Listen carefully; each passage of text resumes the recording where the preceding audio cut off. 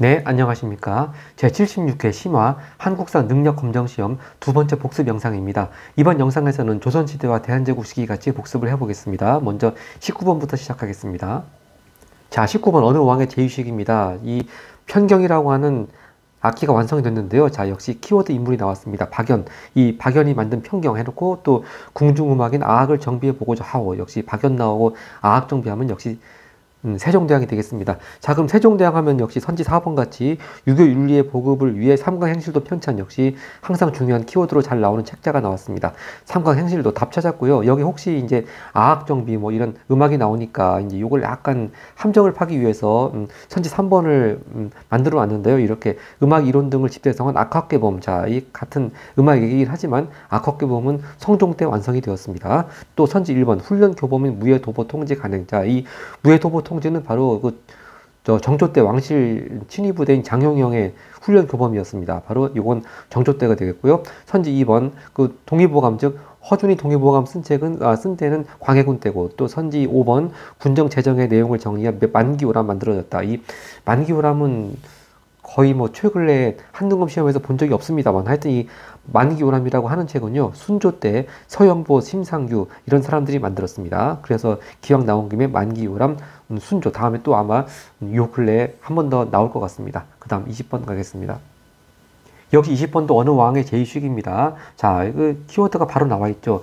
폐비 윤씨 사사 사건을 빌미로 해서 신하들을 숙청하는 등 폭정을 자행해서 이제 폐위되었다. 바로 연산군 말하는 게 되겠고요. 여기서 연산군 때 두 개 사화 중에서 바로 폐비 윤씨 사사 사건이 바로 그걸 가리키는 사화가 갑자사화죠. 그리고 갑자사화보다 앞서서 이제 벌어진 사화가 모사입니다. 바로 그 모사 얘기가 선지 5번에 나와 있습니다. 조의제문이 발단이 되어 김일손 등이 피해를 입었다. 자, 조의제문이라고 하는 게 이제 바로 연산군의 종조부가 되는 세조가 단종의 왕위를 찬탈한 것을 빗대서 비판했다. 그래서 그런 글을 성종실록에다가 성종실록 사초에 실었다고 그래가지고 이제 그걸 쓴 사람은 김일손인데 바로 김일손은 또 저거죠. 그렇죠. 이게 저 조의제문이라고 하는 글은 김종직이 쓴 거고요. 이 김종직이 쓰고 이제 이미 돌아가시고 안 계신데 그 글을 성종실록 사초에다가 실으면서 세조의 왕위 찬탈을 비판한 사람이 바로 그 김종직의 제자가 되는 김일손 등이었습니다. 그래서 바로 이 모사화에 의해서 김일손 등이 피해를 입었습니다. 그래서 연산군 때 일어난 사화가 두 개가 있는데 모사화가 먼저고 이 갑자사화가 나중이죠. 자, 그리고 선지 1번부터 봅니다. 유자광의 고변으로 남이가 처형되었다. 이건 바로 세조 다음에 예종 때고요. 이 예종 때 남이가 처형된 사건에 대해서는 앞에 72회 시험에서 한번 18번에 어느 선지로 나온 적이 있었고요. 또 선지 2번 기사왕국으로 송시열의 죽음을 당했다. 자, 기사왕국이라고 하는 건 바로 숙종 때. 일단 황국 나오면 다 숙종 때고 1689년입니다. 바로 이 1689년 때 기사왕국은요. 바로 희빈 장씨의 아들을 원자로 책봉할 것이냐 이제 그걸 이렇게 송시열 같은 서인들이 반대하다가 이렇게 죽고 귀양가고해서 일단 서인들이 권력에서 물러나고 남인이 권력을 차지한 그런 사건이고 다시 이제 희빈 장씨가 왕비에서 쫓겨나면서 다시 또 판이 뒤집어지게 되죠. 그것이 이제 1694년에 있었던 갑술왕국이고요. 네. 그 다음 선지 3번 위척 간의 권력 다툼으로 유님이 제거되었다. 이건 바로 명종 때 이렇게 이른바 대인과 소윤의 싸움이라고 했던 을사사화를 말하는 것이고요. 바로 이 유님은 이제 명종보다 앞에 인종의 위척들인 윤씨들이고 이제 현재의 임금인 명종의 위척들은 바로 윤원영 등을 중심으로 한 소윤이라고 불렀고 하여튼 여기서 유님은 바로 인종의 위척 대윤이라고 불리는 사람들이었습니다. 자, 그리고 선지 4번요. 위훈 삭제를 주장한 조광조 일파가 축출된 것은 바로 중종 때 김여사가 말하는 것이죠. 그 다음 21번 가겠습니다. 자, 문제 21번 이 전쟁 중에 있었던 사실인데요. 이 이치라고 하는 전투 좀 지명은 낯섭니다만 금방 또 바로 임진왜란의 키워드 같은 인물이 있습니다. 바로 권율 나오고요. 그리고 이 전투의 결과 전라도의 곡창지대와 조선 수군의 배후를 지키는 데 기여하여 전쟁 쪽이 적군의 전략에 타격을 입혔다. 금방 임진왜란이라는 걸 알 수가 있겠습니다. 자, 그럼 이제 요건 뭐 이렇게 고등학교 시험같이 임진왜란 해놓고서 답을 이순신 그렇게 주어지지 않죠. 일단 1번부터 보겠습니다. 정문부가 북한 대첩을 이끌었다. 이게 답이 되겠네요. 이 임진왜란 때 정문부라고 하는 분이 이 길주 함경도 지역에서 의병을 일으켰고요. 그래서 길주 의병을 이끌고 일본군의 승리를 거둔 전투 이름이 북한대첩입니다. 바로 이 얘기가 정문부가 길주에서 의병 일으킨 이 얘기가 이제 앞에 71회 때 22번 1번 선지로 나온 적이 있었습니다. 자, 그리고 이 설사 이 정문부가 좀 임진왜란과 관련된 사람인가 헷갈린다 하더라도 나머지를 보면 답이 될 수 있는 게 없습니다. 먼저 선지 2번 정봉수가 용골산성에서 항쟁했다. 이거 종종 나오죠. 바로 정묘호란 때고요. 선지 3번 최윤덕이 이만주 부대 정벌했다. 자, 이만주가 누군지 몰라도 최윤덕 하면은 바로 세종 때 압록강 유역에서 사군을 개척한 장군이고, 바로 이만주 부대는 여진족 부대를 가리키는 겁니다. 이름부터 만주가 들어가 있네요. 하여튼 이 최윤덕이 이만주 부대를 정벌하면서 사군 개척, 이 얘기는 좀 약간 오래되긴 했습니다만 67회 때 24번에 나온 적이 있었고요. 또 선지 4번 강홍립이 사르 전투. 자, 이거는 후금하고 명나라하고 진짜 저쪽 사르 지역에서 아주 굉장히 중요한 전투를 벌이는데, 그때 명나라의 요청을 못 이겨가지고 광해군이 강홍립을 전투에 파견시킵니다만 결국 강홍립은 적당히 눈치 보면서 후금에 항복했죠. 하여튼 이때는 1619년의 일이고요. 또 선지 5번 김준용이 광교산 전투. 이건 늘 항상 병자호란 때 늘 나옵니다. 바로 전라도 병마절도사 김준용이 이렇게 인조를 구하러 인조를 구하러 오는 길에 지금 수원 근처인 광교산 전투에서 청나라군하고 전투를 벌인 그 광교산 전투, 늘 나오는 병자호란과 관련된 개념이 되겠습니다. 자, 그래서 이렇게 2, 3, 4, 5번을 보면은 이민외란과 관계가 없다는 걸 금방 알 수가 있기 때문에 답은 역시 정문부밖에 될 것이 없겠습니다. 네, 그 다음 페이지 가겠습니다. 다음 22번은 조선의 중앙관제에 대한 문제입니다. 이것은 옥당이라고도 불린 자, 이 조선의 중앙관청의 별칭들이 종종 나오는데요. 사실 이 옥당은 홍문관의 별칭입니다. 근데 일단 그걸 모르고 있다고 하더라도 이 관청의 주요 기능이 나와 있죠. 바로 다 이렇게 쉽게 풀어 써져 있습니다. 궁중의 도서를 관리하고 문한과 왕의 자문을 담당했다. 바로 홍문관이 되겠죠. 그럼 이 홍문관은요, 이렇게 선지 2번처럼 사원부 사관원과 함께 3서로 불렸습니다. 답 쉽게 찾았는데 기억 나온 김에 홍문관의 별칭은 옥당이라고 하는 걸 일단 체크하면 좋겠습니다. 그리고 이 사원부의 별칭은 또 상대라고도 불렸죠. 바로 이 얘기가 바로 앞전에 75회 시험에 20번 자료에 사원부의 별칭 상대 나온 적이 있었습니다. 그리고 또 하나가 이제 이 선지 4번 같이 왕명 출납을 맡은 왕의 비서기관 승정원이죠. 근데 역시 승정원도 별칭이 은대라고 하는 거 종종 나오고 있습니다. 자, 그리고 선지 1번 수도의 행정과 치안 담당한 곳은 한성부고요. 또 선지 3번 대사성, 죄주, 직강 등의 관직이 있었다. 이것도 종종 나옵니다. 대사성 하면 성균관 말하는 것이고, 또 선지 5번 사초와 시정기를 바탕으로 실록편찬, 이건 춘추관이 되겠습니다. 그 다음 23번 갑니다. 23번 가해에 대한 탐구활동인데요. 각 도의 공무를 방납하면서, 즉 특산물을 내는 제도를 대신 내주겠다고 하면서 굉장히 이렇게 그 값을 2배에서 해서 수십 배까지 징수하고, 바로 이걸 이제 가리켜가지고 방납의 폐단이라고 하지 않습니까? 그러면 이제 곧바로 대동법하고 연결이 되겠습니다. 바로 여기 나온 얘기가, 원래 대동법은요, 광해군 때 경기도에 한정해서 실시했다가 이렇게 여기 나오는 영의정 김육이 바로 왕, 이제 여기 왕은 효종을 말합니다. 즉 효종 원년 때 이렇게 왕한테 대동법을 더 충청도에서까지 더 확대 시행하자, 그런 건의를 했습니다. 바로 그 얘기가 지금 나오는 상황이고요. 하여튼 곡물 방납, 폐단 나오고 김육 나오고 하면 역시 대동법 말하는 것이고, 자, 그러면 항상 대동법하고 또 짝이 되는 개념이 있습니다. 이렇게 선지 5번 같이 원래 특산물을 받아야 되는데 그거 대신에 쌀이나 돈 그런 것으로 받으니까 이제 그 돈을 정부에서 받아가지고 관청에서 필요한 물품들을 사들이는 사람들이 있어야 되겠죠. 바로 그 역할 해주는 사람들이 이렇게 선지 5번 같이 관청에 물품을 조달하는 공인 등장하는 배경이 된 것입니다. 항상 이렇게 방납의 폐단, 대동법, 공인 등장 늘 항상 연결고리가 되는 키워드들이 되겠습니다. 자, 선지 1번 전시과에서 전지 지급 기준의 변화를 찾아본다고 했는데, 이 전시과라고 하는 게 맨 처음에는 전직관리, 현직관리 가리지 않고 다 줬다가 이제 그게 아니죠. 이건 과전법 얘기하는 것이고, 예를 들어서 단지 관직의 등급만 가지고 주는 것이 아니고 인품을 기준으로도 지급하는 특이한 제도였습니다. 처음 시행될 때는. 그러다가 인품을 지급 기준에서 빼고 이제 관직 등급만 가지고 지급하게 되는 거죠. 네. 그래서 예를 들어서 이제 제가 전지 지급 기준의 변화라고 한다면은 이렇게 인품을 포함시키냐 말 것이냐, 이게 좀 차이가 있겠습니다. 그리고 선지 2번요. 일부 상류층에게 선무 군관포를 거둔 목적. 자, 이것도 늘 나오는 바로 영조 때 균역법을 시행했죠. 그래서 군포 두 필을 했던 걸 한 필로 줄여주었는데, 그러다 보니까 당연히 세수가 부족하게 되고, 그 세수를 부족한 거에 대한 보완책으로 이렇게 선무 군관포를 거뒀습니다. 그래서 이 선무 군관포도 항상 균역법의 세수 부족 보완책으로 잘 나오는 개념이고요. 선지 3번 과전제. 요번엔 전직과가 아니고 과전이죠. 바로 조선 전기 때 이렇게 관리들한테 수조권을 줬던 제도 과전법인데요. 이 과전 지급 대상을 현직 관리로 제한했습니다. 맨 처음 시행할 때는 현직 관리, 전직 관리 가리지 않았다가, 그러다 보니까 당연히 땅이 부족하게 되겠죠. 그래서 세조 때 들어와서 직전법을 시행하면서, 바로 이 직자는 현직 관리를 의미하는 것이고, 이렇게 해서 과전 지급 대상을 세조 때 직전법을 실시하면서 현직 관리로 제한을 했습니다. 또 선지 4번 풍흉에 관계없이 전세 부담액을 고정. 자, 세종 때는요 연분구등법이라고 했었죠.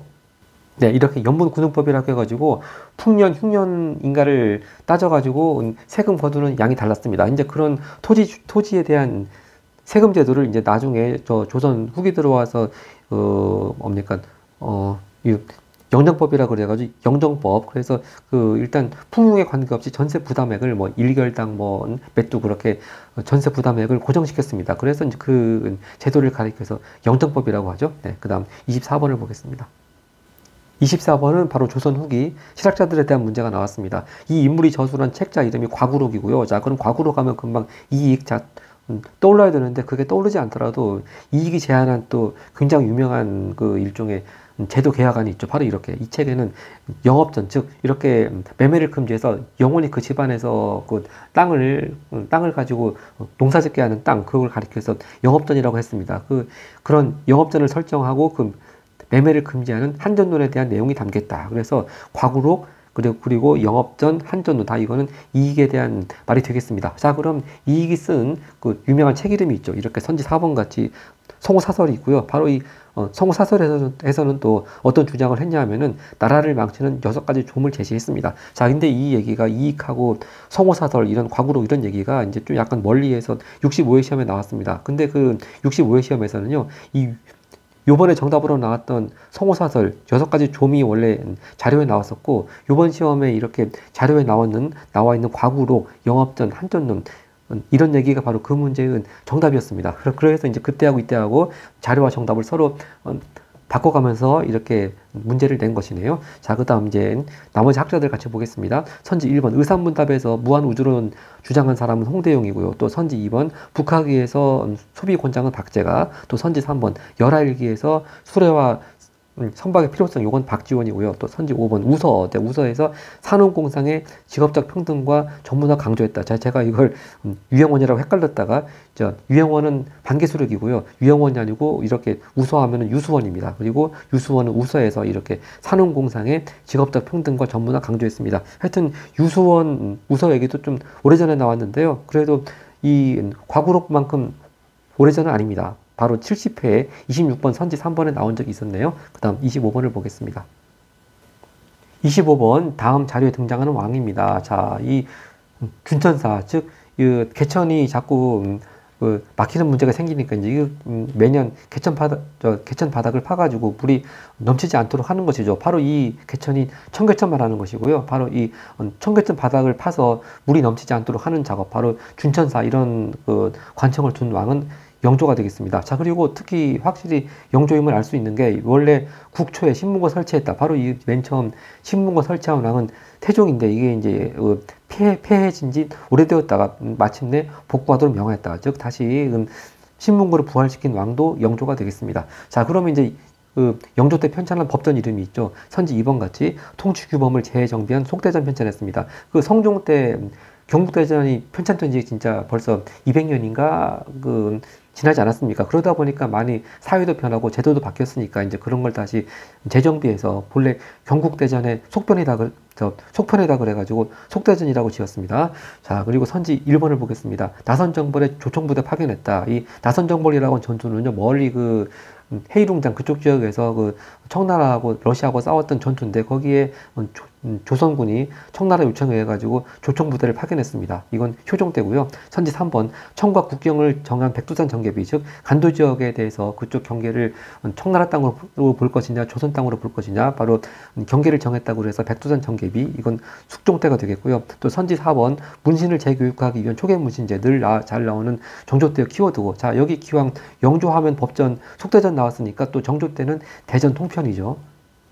네, 이렇게 영조 때는 속대전, 정조 때는 대전 통편, 이렇게 같이 짝지어서 또 정리해두면 좋겠습니다. 또 선지 5번이요. 한성 방어를 위해서 총영천과 수호청 창설했다. 이건 인조가 되겠습니다. 바로 그 수도와 그 외곽을 방위하기 위해서 조선 후기 때 이렇게 오군영을 창설하지 않았습니까? 그 오군영 중에 제일 처음 만들어진 게 이제 앞전에도 봤지만 임진왜란 때 먼저 훈련도감이 만들어졌고, 이 인조 때 이렇게 제가 여기 하나 보충했듯이 어영청, 총영청, 수호청이 세워졌습니다. 근데 이 그동안 나왔던 기출 문제를 좀 종합해서 보면 가끔 이 무슨 청에서 오군영, 인조 때 만들어진 이 기구들에 대해서 가끔 어려운 문제가 나오는 때가 있거든요. 그래서 정리하자면은 인조반정 직후에 먼저 어영청이 만들어졌고, 그리고 바로 인조반정 다음에 또 이괄해난이 있었죠. 그리고 이괄해난이 지났던 이후에 또 총영청이 세워졌고, 그리고 좀 지나서 1628년에 가가지고 수호청이 세워졌습니다. 그리고 이제 마지막 남은 하나의 오군영, 그 금위영은 맨 마지막에 숙종 때 가서 세워졌습니다. 하여튼 이렇게 인조반정 이후에 인조 때 어영청, 총영청, 수호청 그 차례로 세워졌다고 하는 거 다시 한번 정리하면 확실하겠습니다. 그 다음 26번 갑니다. 26번 다음 가상대화가 이루어진 시기 볼 수 있는 모습으로 적절하지 않은 것만 유의하면 되겠습니다.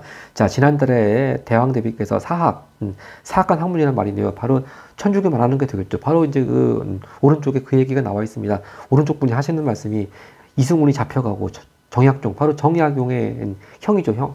동생인가? 하여튼 정약용뿐만 아니고 정약용, 정약천 다 삼형제가 다 잡혀가고 죽기도 했습니다. 이 정약용은 죽었네요. 그러면 정약용과 정약전은 귀향을 한 것이죠. 자, 바로 이 사건이 이제 바로 순조가 즉위한 다음에 1801년에 있었던 신유박해고요. 여기서 말하는 이렇게 신유박해 명령을 내린 바로 대왕대비는 흔히 역사 드라마에 좀 악녀같이 나오는 정순왕후가 되겠습니다. 바로 정순왕후가 영조의 갭인데 굉장히 영조하고 나이 차이가 많이 났죠. 그래서 정조가 죽은 다음에 사실상 실권자로서 이렇게 순조를 수렴 청정하면서 신유박해를 단행했습니다. 자, 하여튼 이 시기인데 이게 보통은 신유박해하고 직접 관련 있는 문제라고 한다면 제가 썼듯이 황사영의 백서 사건도 같이 맞물려 가지고 나오는 경우가 많은데, 이게 딱히 신유박해나 또는 천주교 탄압 사건하고 한정돼서 나오는 것이 아니고 결국 시기에 대한 포괄적인 문제이기 때문에 답고르는 건 그렇게 어렵지가 않겠습니다. 결국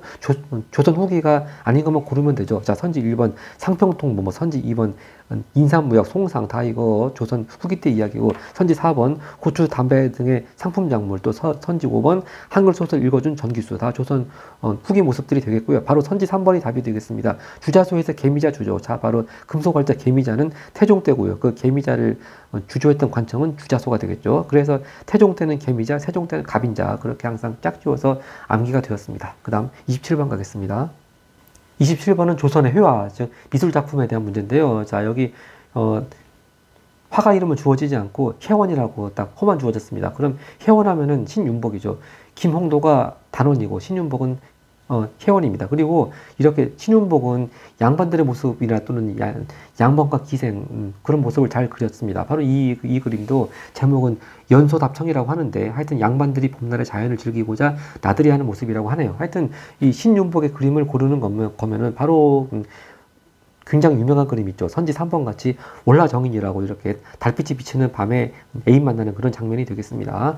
자, 선지 1번. 요것도 이제 최근에 종종 나왔습니다. 바로 가장 가까이는 71회 때 16번에 5번 선지로 나온 적이 있었는데요. 바로 김득신이 그린 야묘도추입니다. 즉, 고양이가 이렇게 이 사람 집에 와가지고서 병아리 물어가려고 하니까 바로 담배 뗀 거요? 아니, 낚싯된 거요.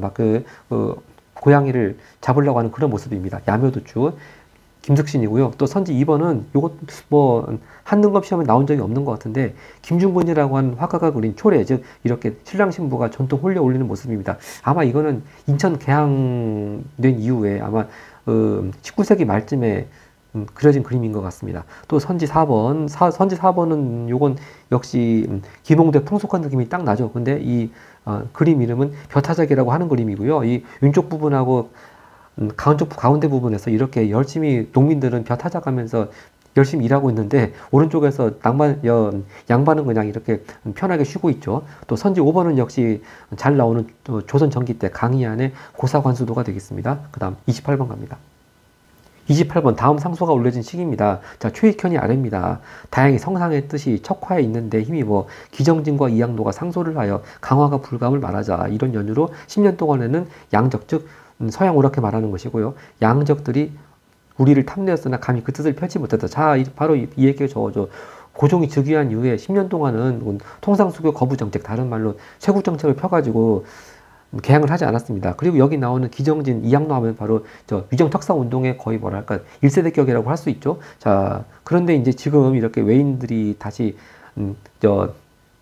개항을 요구하는 그런 상황에 대해서 반대하는 상소를 쓰는 겁니다. 그 상황이 이제 그 상황을 가리켜서 최익현이 표현을 하기를 지금의 외인들은 도적들이니 강화할 수 없습니다. 외인들이 양적들의 앞잡이가 되었기 때문입니다. 바로 이제 요걸 5글자로 말하자면은 외놈들이나 서양 사람들이 다 똑같은 놈들이다. 외양일체론이고 이제 이 주장이 나온 시기는 바로 1876년 강화도 조약 체결을 즈음해서 이런 최익현 상소가 나왔습니다. 자, 그러면 1876년 강화도 조약 체결 시기를 찾아주면 되겠죠. 그 구간이 바로 나구간이 되겠습니다. 바로 신미양요가 있었던 1871년과 또 갑신정변이 있었던 1884년 그 넓은 구간 사이에 선지 2번 답으로 잡아주면 되겠습니다. 그 다음 29번 가겠습니다.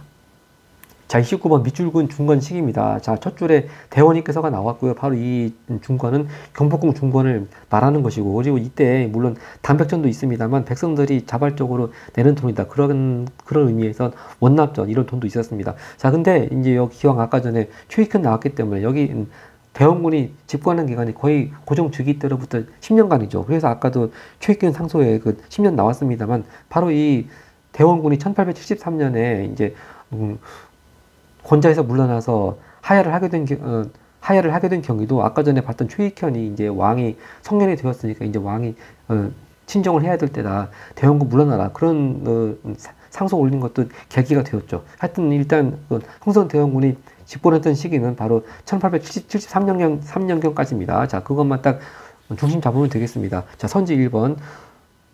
청일전쟁은 이 대원군 하야한 지 한참 뒤죠. 1894년 때고요. 선지 2번 삼정인영청 설치. 이건 아직 고종이 즉위하기도 전입니다. 즉 철종 말기인 1862년 바로 임술 농민봉기가 일어나니까 좀 나름대로 정부에서 삼정의 문란을 바로잡고자 이렇게 설치한 것이 삼정인영청이고요. 선지 3번 영국이 거문도를 불법으로 점령했다. 이거는 또 1885년의 일이고, 선지 4번 김기수가 수신사로 일본에 파견되었다. 자, 강화도 조약 체결된 이후에 일본에 보내는 공식 사절단 이름을 수진사라고 그러죠. 자, 그러니까 이것도 일단 대원군이 물러날 이유니까 땡이고, 바로 답은 선지 5번밖에 없겠습니다. 바로 한성근 부대가 문수산성에서 항전했다. 자, 누구한테 항전했습니까?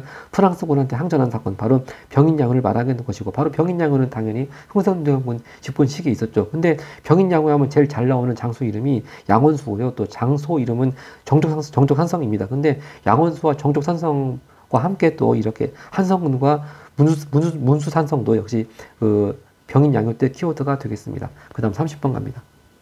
자, 30번. 이 장정에 대한 설명, 즉 조선하고 딴 나라하고 사이 체결한 이 무역 조약 그런 내용인데요. 자, 일단 장정하면 제일 처음 떠오르는 게 조정 상민 순용 무역 장정이죠. 청나라하고 체결한 거 바로 그 얘기입니다. 이 장정이 맺어진 이후 나타난 변화에 대해 말해보자 했는데, 바로 청상인이 양화진과 한성의 점포를 얻을 수 있게 되었다. 바로 청나라 상인이 혜택을 입었다고 하는 것이고, 그 다음에 바로 그러니까 이제 일본 상인들이 가만히 있을 리가 없죠. 그래서 이렇게 조선의 상권을 둘러싸고 청과 일본 상인의 경쟁이 치열해졌지. 바로 이 얘기 이제 바로 청나라 상인들한테 혜택을 주는 것, 조정 상민 순용 무역장정이 되겠습니다. 이것이 체결된 해가 1882년이고 바로 1882년은 또 임오군란의 해 아니겠습니까? 그래서 바로 선지 1번 같이 임오군란을 계기로 체결되었습니다. 이게 이제 어떻게 인과관계가 되냐면 바로 임오군란을 청나라 군대가 들어와서 진압했죠. 그래서 이제 그 이후부터 청의 내정 간섭이 이제 심화되게 되었는지 바로 그 와중에서 또 청나라 상인들한테 경제적인 이득을 주기 위해서 체결한 것이 조정 상민 수령 무역 장정이 되겠습니다. 자, 여기서 근데 일본 상인들하고 어떤 차이점이 있었냐면요. 이 일본 상인들은 물론 맨 처음엔 강화도 조약을 먼저 체결해서 조선하고 맨 처음 개항했습니다만 그 강화도 조약에는 거류제라고 하는 조항이 있어가지고요. 이렇게 개항장으로부터 일정 거리 이상은 벗어나지 못합니다. 그래서 일본 상인들이 서울로까지 직접 들어와서 장사할 수는 없었는데 이렇게 청나라 상인의 경우에는 조정 상민 수령 무역장정을 통해 가지고 직접 이렇게 서울까지 들어와서 장사할 수 있게 되었다는 것이죠. 그래서 이제 결국 일본 사람들한테도 이제 그런 좀 비슷하게 이제 같이 형평을 맞춰줘야 하기 때문에 그 다음에 바로 1883년에 체결된 것이 역시 똑같은 장정 이름이 들어갑니다만 조일통상장정입니다. 근데 이 1883년 조일통상장정의 특징은 뭐냐면 일단 여기 선지 3번에 있듯이 방공령을 선포할 수 있는 조건을 명시했습니다. 즉 방공령이라고 하는 게 이제 저거죠. 조선에서 일본의 곡물 유출, 곡물 수출을 둔화시키려고 하는 건 좋은데 그런 곡물 수출을 막는 조치를 취하려거든. 예를 들어서 미리 한 달 전이라든지 두 달 전 딱 정해진 기한 전에 해야지. 안 그러면은 너무 촉박해서 이렇게 곡물 수출 금지하고 그러면 일본한테 손해배상 해주기로 하는 그런 내용이 있었습니다. 바로 이제 그런 방공력을 선포할 수 있는 조건이 명시된 것이 조일통상장정이었고요. 자, 그리고 이제 일단 선지 2번을 보겠습니다. 거중조정의 조항 포함했다. 이 거중조정이라고 하는 게 바로 조선하고 미국하고 역시 연도는 똑같습니다. 조미수호 통상조약 1882년인데요. 바로 조선하고 미국하고 둘 중에 어느 나라가 다른 나라로부터 침략이나 괴롭힘 당하면 도와준다 그런 얘기인데 이제 그런 거중 조정의 거중 조정이라는 그런 내용을 일단 시대 분위기가 국제 정세 분위기가 바뀐 걸 모르고 계속 고종이 마지막까지 믿었죠. 하여튼 이 거중 조정의 조항이 포함된 것은 조미 수호 통상조약이고요. 특히 조미 수호 통상조약 중에 중요한 내용 중 하나가 제가 여기 썼듯이 최혜국 대우 조항입니다. 즉 만약에 미국 이후에 딴 나라하고 수교하면서 미국보다 더 좋은 조건으로 해주는 게 있으면은 미국한테도 역시 똑같이 그 좋은 조건을 해줘야 된다. 바로 그런 내용이 최혜국 대우 조항이고요. 바로 그래서 요걸 그대로 본따 가지고 1년 뒤에 체결되었던 조일 통상장정에도 이렇게 방공령 조건뿐만이 아니고 이 최혜국 대우조항도 조일통상장정에 들어갔습니다. 다음 선지 4번 부산항과 원산항이 개항된 결과 가져온 건 바로 1876년도에 강화도 조약이죠. 원래 강화도 조약에는 이렇게 원산항이라고 특정되지 않았고 부산 외 두 곳의 항구 딱 그렇게만 특정도 있어가지고 먼저 부산이 개항을 했고 그 다음에 나중에 형평 봐가면서 80년에 원산이 개항했고 또 83년에 인천이 개항을 했죠. 다음 선지 5번 외국인을 재정고문으로 두도록 하는 조항은 바로 1차 한일협약 1904년대가 되겠고요. 이렇게 해서 1차 한일협약을 통해서 대한제국에 들어온 일본의 재정고문 이름이 바로 메가타고 또 메가타가 실시한 정책이 화폐정리 사업이죠. 그 다음 페이지 가겠습니다. 그 다음 11번 각 운동에 대한 설명인데요. 부패한 지배층과 외세의 침략에 맞서 새로운 세상 꿈꿨다. 그리고 전봉준 공초, 또 사발통문하면 금방 동학농민운동이라는 걸 알 수가 있겠습니다. 자, 그럼 동학농민운동하면 또 대표적인 키워드가 선지 3번에 나와 있네요. 집광소를 중심으로 패전개혁안을 실천했다. 바로 그럼 그 앞의 사건은 역시 동학농민군이 전주성을 점령하고 정부하고 전주 화약을 체결한 것이 바로 앞의 사건이 되겠습니다. 역시 1점짜리만 1점만 주었기 때문에 이제 동학농민운동의 전개 과정이라든가 그런 순서에 대한 문제는 나오지 않았습니다. 자, 그리고 나머지 선지들을 보겠습니다. 선지 1번이요. 일본의 황무지 개건권 요구 저지한 건 바로 1904년경에 활동했던 모한이고요. 선지 2번 조선 총독부 방해 탄압이라고 하는데 아직까지는 조선이나 대한제국 망하지 않았습니다. 땡이고 선지 4번 이른바 남한 대토벌 작전으로 큰 피해를 입었다. 요건 좀 잘 안 나왔던 개념인데요. 이제 이 남한 대토벌 작전이라고 일제가 아직 대한제국 망하기 직전 1909년에 주로 호남 지역에 아주 대대적인 의병 소탕 작전을 벌입니다. 바로 그 의병들이 이제 1907년에 군대 해산 이후에 화력이 강력해진 정미 의병들이죠. 그래서 특히 이제 정미 의병들이 많이 호남 쪽에서 아직 많이 세력이 남아 있으니까 이제 일제가 이 사람들을 토벌하지 않고는 완전히 한국을 병합하기 어렵겠다 그런 생각에서 일단 남한 대토벌 작전을 벌였습니다. 그 해가 바로 1909년이 되겠고요. 다음 선지 5번 상황 수습을 위해서 박규수가 안양사로 파견됐다 했는데 바로 이 동학농민운동의 초기 단계였던 고부 밀란 때 물론 정부에서 안핵사가 파견되긴 했습니다. 근데 이때 파견된 안핵사 이름은 박 교수가 아니고 이용태였고요. 이 박 교수가 안핵사로 파견된 사건은 바로 이거죠. 바로 진주 밀란이 발단이 된 임술 농민분기 때 이렇게 박 교수가 안핵사로 파견이 되었습니다. 그 다음 32번 갑니다.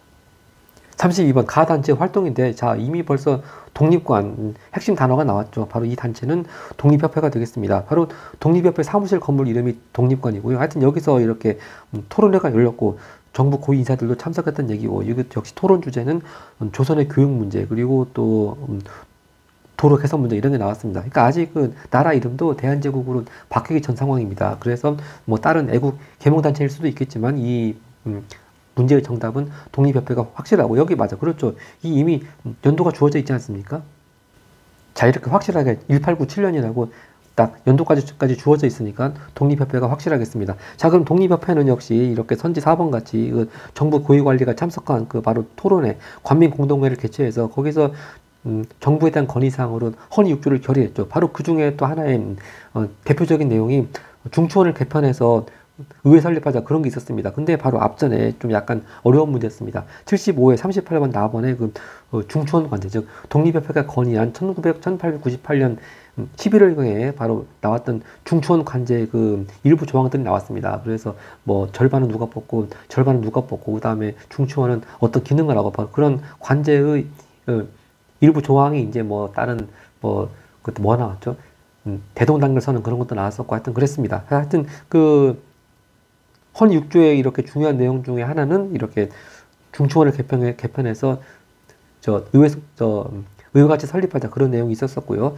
자, 그 다음에 이제 선지 1번을 보겠습니다. 고종 강제 퇴위 반대 운동 주도한 단체는 대한자광회였고요. 선지 2번 만세보를 발행한 단체는 바로 천도교였고요. 이 만세보가 발행했던 시기는 아직 대한제국이 살아있을 때입니다. 1906년이었습니다. 그리고 선지 3번 파리 강화회의에 독립청원서 제출, 요거는 바로 김규식이 활동했던 신한 청년당이었고요. 선지 5번 계몽서적을 보급하기 위해 태극서관 운영, 요거는 신민의 활동이 되겠습니다. 그 다음 33번 갑니다.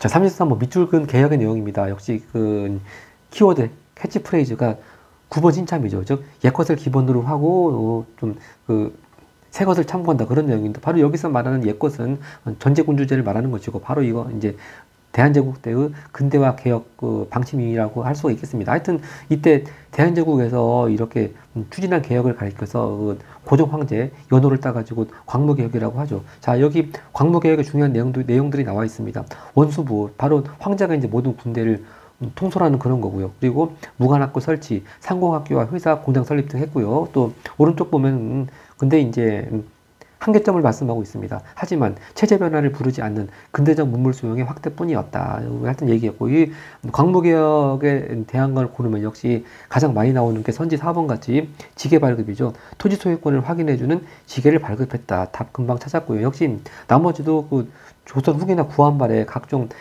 개혁자가 들어가는 그런 사건들 나와 있습니다. 먼저 선지 1번 보면은 군국기무참은 바로 일제 갑오개혁을 총괄했던 정부기구고, 또 선지 2번 행정기구를 6조에서 8아문으로 개편, 요것도 역시 일제 갑오개혁 때의 조치가 되겠습니다. 근데 좀 잘 안 나왔던 거라서 하여튼 일제 갑오개혁 때 8아문으로 개편했다고 하는 거 정리하면 좋겠고요. 선지 3번 근대식 무기 제조 공장인 기기창 설립했다. 이거는 또 1883년의 일이 되겠습니다. 한창 이 무렵에 이제 뭐 한성 순보를 발행한 방문국, 그 다음에 또 화폐를 발행하는 전황국, 이렇게 또 서양 무기 제조하는 기기창, 한창 이 무렵에 근대 문물과 관련된 활동들이었고요. 또 선지 5번 개혁의 방향을 제시한 홍보 필사죠. 이거는 2차 갑오개혁 때 반포가 된 것이죠. 그 다음 34번 보겠습니다.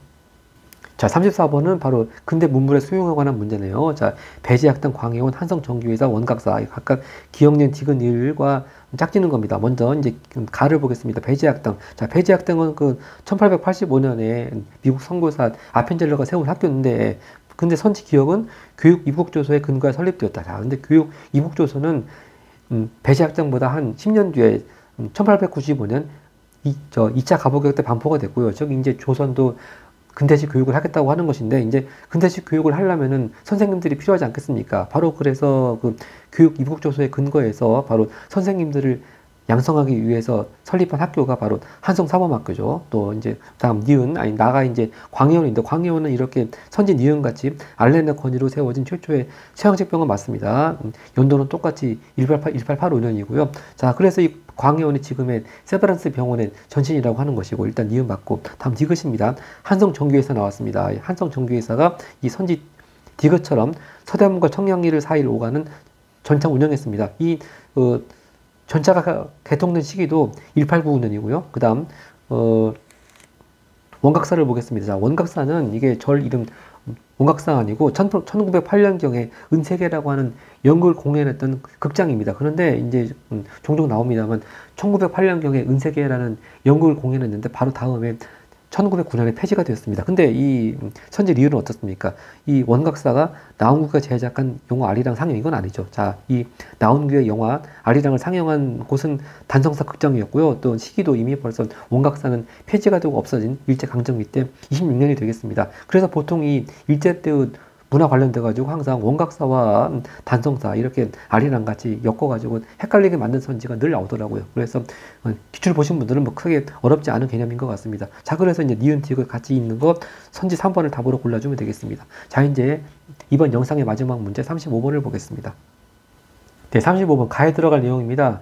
일제가 대한제국의 유교권을 강탈하고 통감부 설치한 이유, 바로 이거는 을사늑약을 말하는 게 되겠죠. 보통 을사늑약에 대한 문제가 나오면은 유교권 강탈이 나오고 또 통감부 설치는 정답에 들어가 있는 그런 경우가 많습니다. 하여튼 같이 나왔고, 일단 을사늑약 이후의 사건을 찾으면 되겠습니다. 자, 선지 1번 김홍집이 조선 책략 가져왔다. 이거는 자, 김홍집은요, 아까 저 강화도 조약 체결 이후에 1차 수진사로 일본 갔다 온 사람이 김기수였고, 2차 수진사로 갔다 온 사람이 김홍집인데, 바로 이 1880년경에 그 일본에 가서 청나라 외교관에 쓴 조선 책략을 가지고 왔죠. 즉 러시아를 견제하기 위해서 미국과 수교를 권유한 내용인데 상당히 유생들의 반발이 심했습니다. 바로 그래서 또 대표적인 위정척사 운동으로 81년에 영남 만인수가 일어났고요. 근데 그럼에도 불구하고 조선 정부는 다음에 아까 우리 봤듯이 82년에 조미수호 통상조약을 체결했습니다. 다음 선지 2번 김옥균의 개화당 정부 수립, 이건 1884년 갑신정부에 말하는 것이고, 또 선지 3번 김윤식이 영선사로 청에 다녀왔다. 아까 전에 그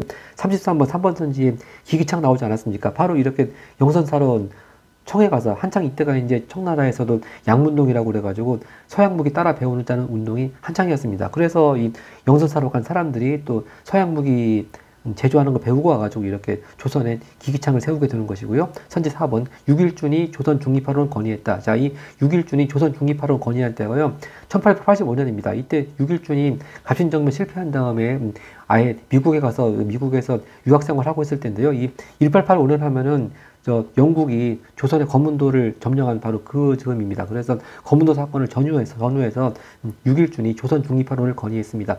그래서 바로 을사늑약 이후 사건 답 5번 쉽게 찾을 수 있겠습니다. 이렇게 여기는 이상설만 나왔지만 이상설, 이준, 이휘종 이렇게 세 명의 고종의 특사가 헤이그에서 열리는 만국평화회의에 갔죠. 바로 이때가 1907년이지 않겠습니까? 그래서 그 이후에 결국 고종 강제 퇴위로 이어지게 되는 것이죠. 자, 이렇게 해서 일단 조선과 대한제국까지 같이 복습 마쳤고, 나머지 이제 일제강점기와 해방 후 현대사 문제는요, 아무래도 이 76개 한능검이 금년에 마지막 시험이다 보니까 한 줄 이후에 이따가 다시 영상 올리도록 하겠습니다. 네, 감사합니다.